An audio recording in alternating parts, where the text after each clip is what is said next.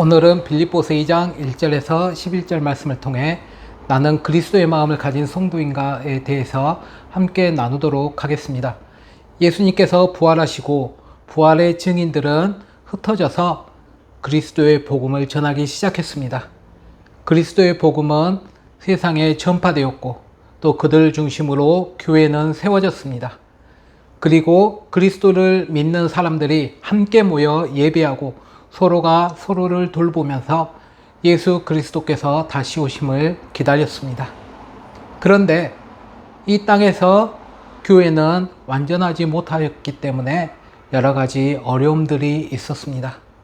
오늘 빌립보 교회도 어려움들이 있었습니다. 그것은 교회가 하나 되지 못하고 성도 간의 원망과 또 시비가 있었고 다툼이 있었습니다. 그렇다면 이 빌립보 교회가 하나 되지 못한 이유가 무엇일까요? 바울 사도는 그 이유를 그들이 그리스도의 마음을 갖지 못하였기 때문이라고 말합니다. 그렇다면 그리스도의 마음은 무엇입니까? 우리가 오늘 말씀을 통해 그리스도 예수의 마음을 알아 하나님이 원하시는 공동체를 꿈꾸는 은혜의 시간이 되길 간절히 소망합니다. 바울 사도는 그의 편지를 통하여서 그리스도 안에서, 그리스도 예수 안에서, 주 안에서라는 말을 무수히 반복적으로 사용하면서 그리스도 안에 있는 것이 중요하다고 강조하고 있습니다. 이 그리스도 안에란 말은 이 바울 신학에 있어서 핵심이 되는 것이고 중심이 되는 주제입니다. 우리가 일반적으로 그리스도 안에서라는 말을 예수 그리스도의 죽으심과 부활하심을 믿음으로 그리스도와 함께 죽고 그와 함께 부활하여 생명을 누리게 된 상태라고 정의합니다. 그렇다면 오늘 성도님들께서는 그리스도 안에 계십니까? 아니면 그리스도 밖에 계십니까? 예수 그리스도가 없으면 바울 사도의 복음도 없고 그리스도의 복음도 없습니다. 복음은 어떤 모호한 어떤 일반적인 제안이 아니라 혹은 단순히 착하게 살라는 공고도 결코 아닙니다. 복음은 그리스도 예수 안에서 일어난 일에 대한 이야기입니다. 왜냐하면 그리스도가 없으면 구원이 없기 때문입니다. 그래서 예수 그리스도가 우리의 삶의 중심과 핵심이 되지 못하면 우리는 그 사람을 크리스천 혹은 성도라고 말할 수 없습니다. 그래서 성도는 대표 원리에 따라서 예수 그리스도 안에 있는 사람들의 모임이라고 이야기할 수 있습니다. 인류를 대표한 한 사람, 아담이 타락함으로 인하여 온 인류가 죄악에 빠지게 되었습니다. 그러나 예수 그리스도께서 우리를 대신하여 십자가에서 죽으시고 우리의 죄 문제를 해결해 주셨기 때문에 예수 그리스도께서 또한 우리의 대표가 되셔서 우리를 구원에 이르게 하셨다고 말하고 있습니다. 이를 확실히 아는 사람들이 성도이며 크리스찬인 것입니다. 쉽게 말해 우리를 대신해서 우리를 대표해서 예수 그리스도께서 죽으셨기 때문에 나도 죽는 것이고 그가 살아나셨을 때 우리도 함께 영원한 생명을 받았고 하나님 앞에서 의롭다 하심을 얻을 수 있게 된 것입니다.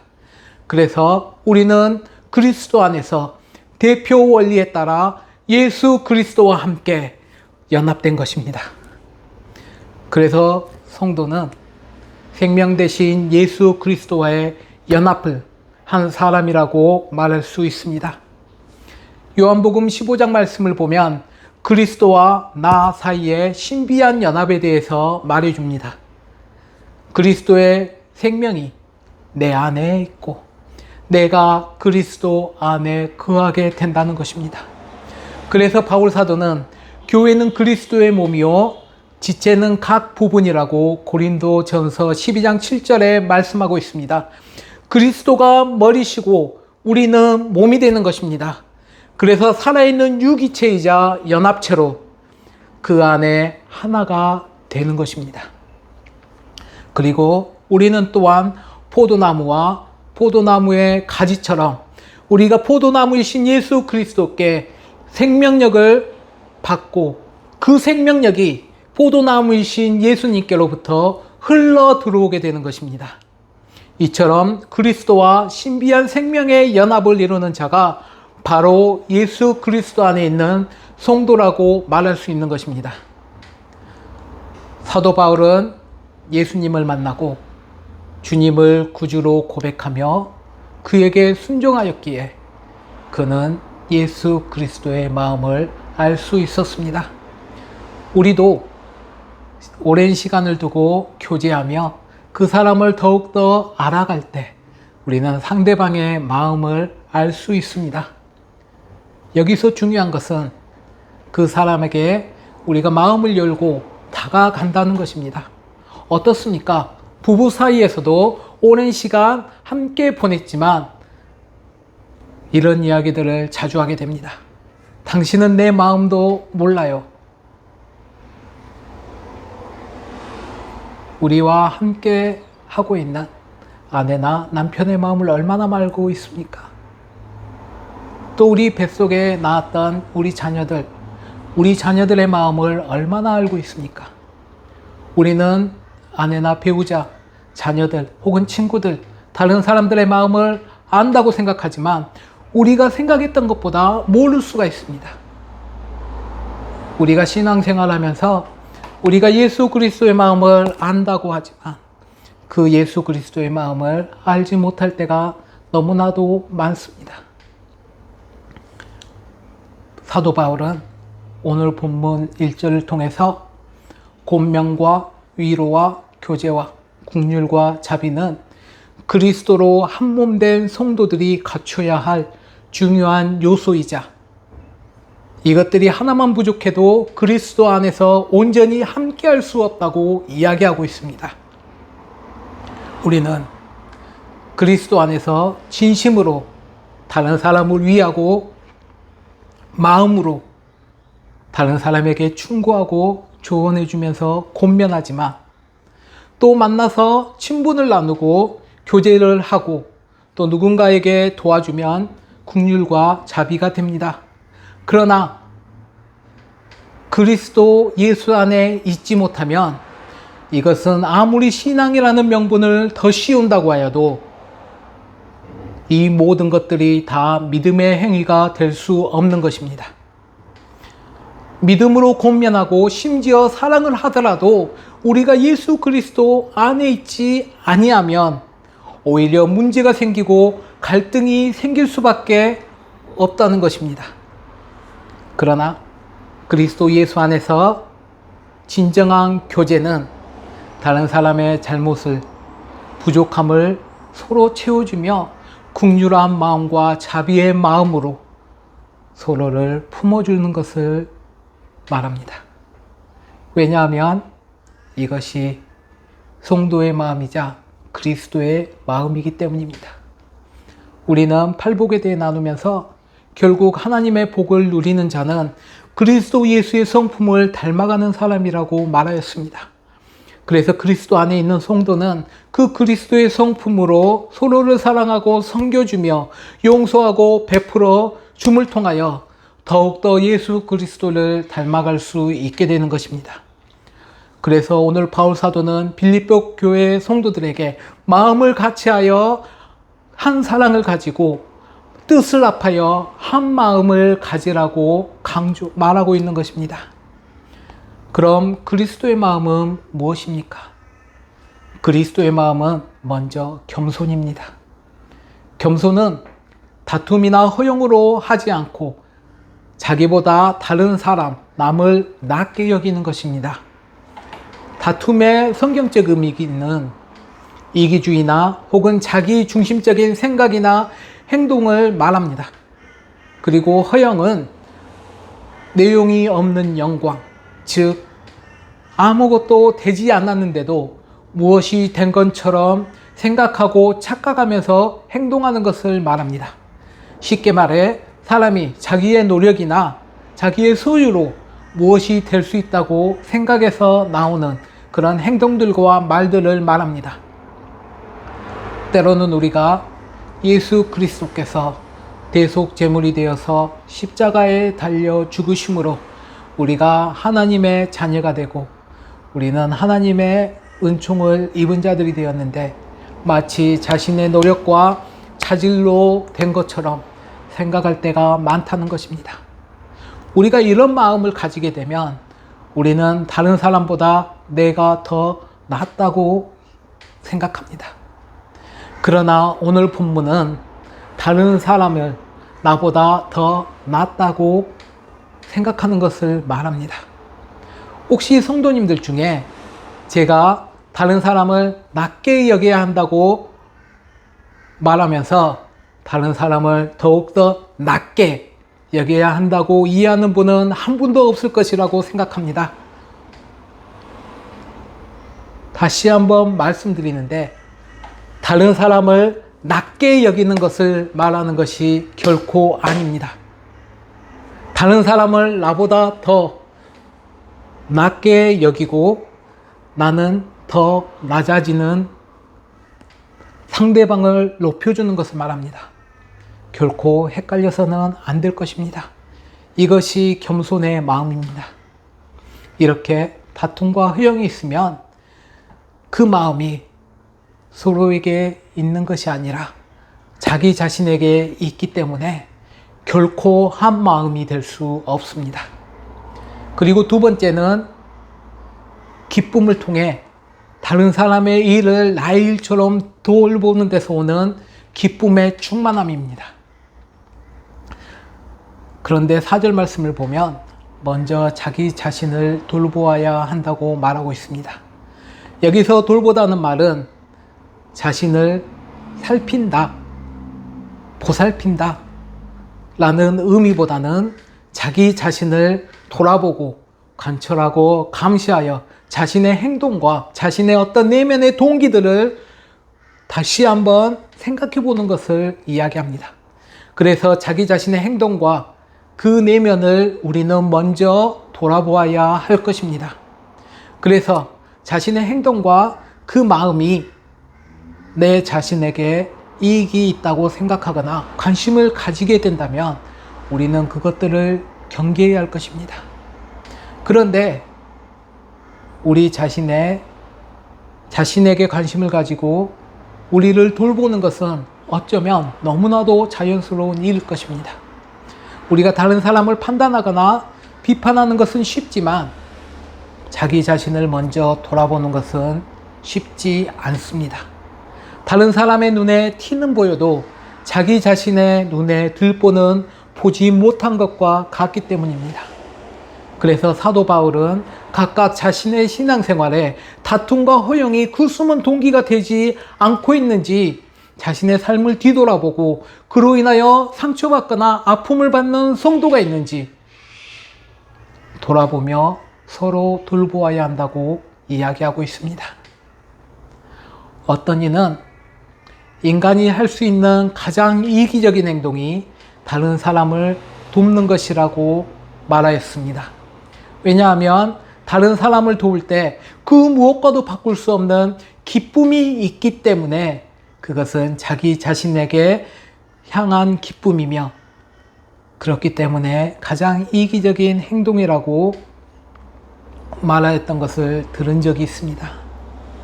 수많은 사람들은 그 기쁨을 알지 못하기에 마치 자신에게만 관심을 갖는 어린아이와 같이 살아갑니다. 일반적으로 어른이 된다는 것은 자기 자신만을 바라보다가 점점 다른 사람에게 관심을 보이고 세상에 관심을 보이는 것을 의미합니다. 그런데 사회를 보면 육체적으로는 어른이지만 아직도 어른이 덜 된 사람들이 너무나도 많습니다. 물론 어린아이들은 사랑과 관심 속에서 그들이 잘 자랄 수 있도록 도와주어야 하지만 모두가 어린아이와 같이 그 공동체가 살아가고 있다면 그 공동체는 한 마음을 가지기 어려울 것입니다.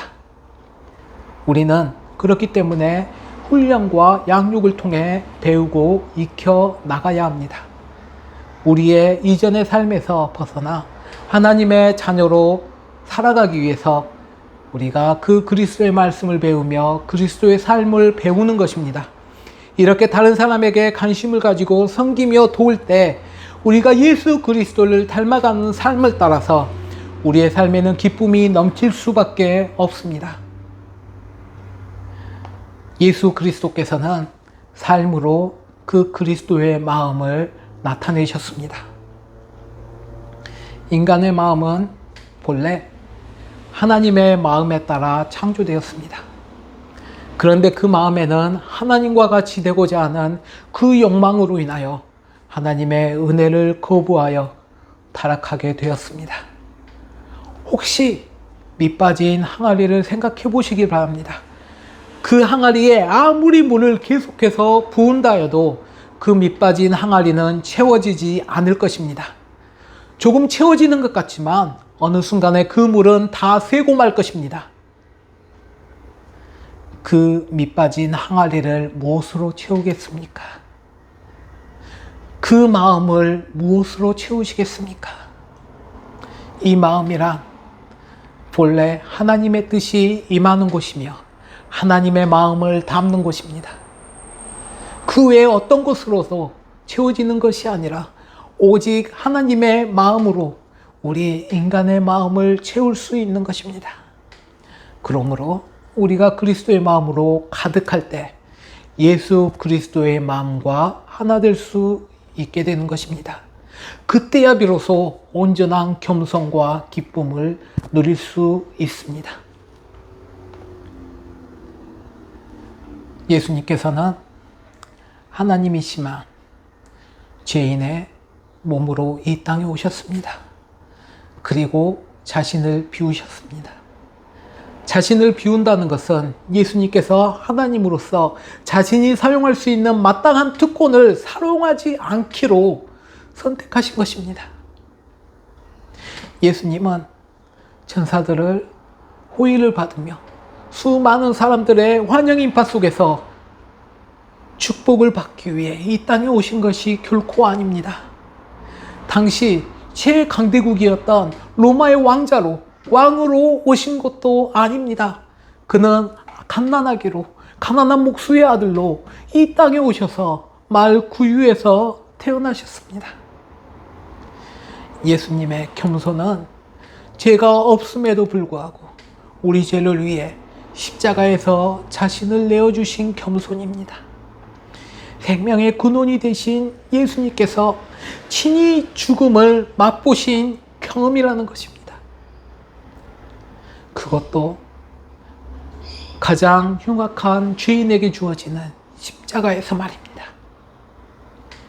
그분은 인간이 만든 가장 잔인한 형틀인 십자가에 달리셔서 가장 치욕적인 형벌을 받으셨습니다.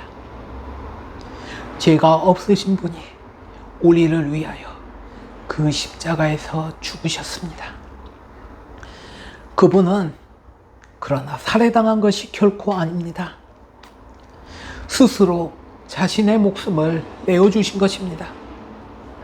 십자가를 선택하심으로 인하여서 그 고난의 길을 걸어가신 것입니다.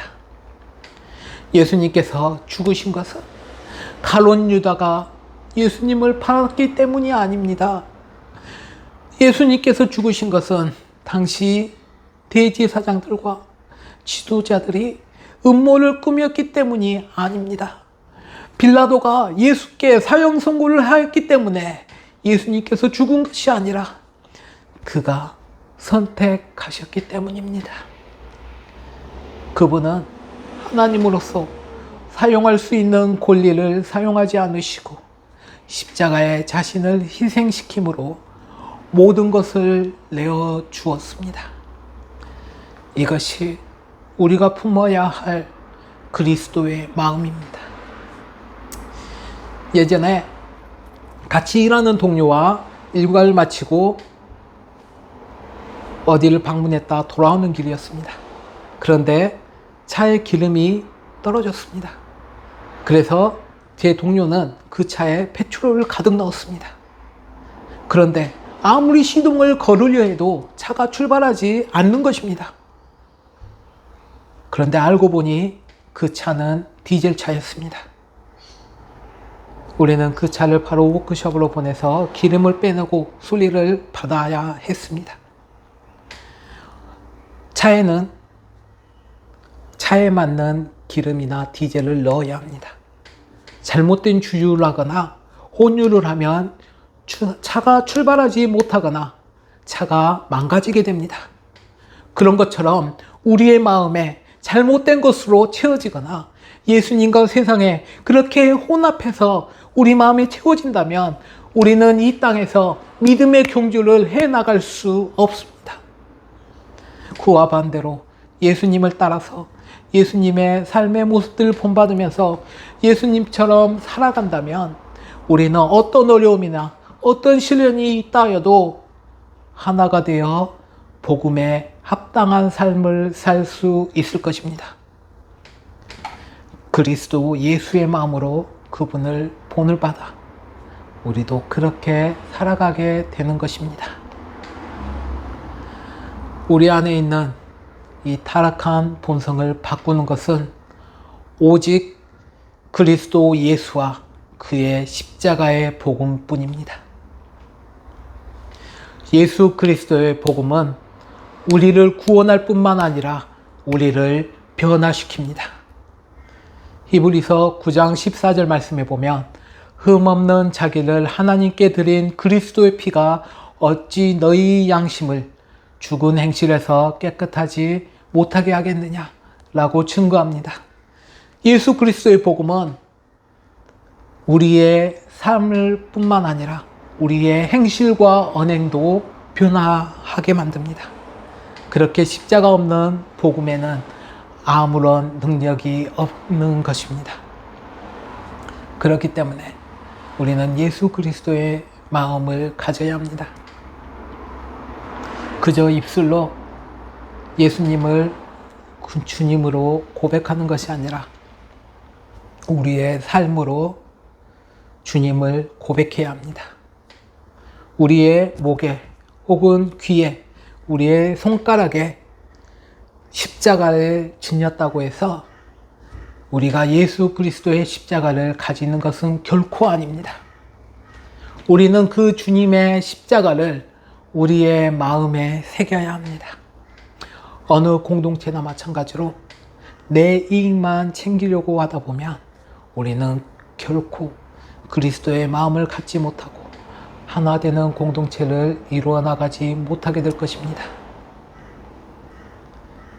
그러나 그 겸손으로 하나님께서는 그 영광을 드러내셨습니다.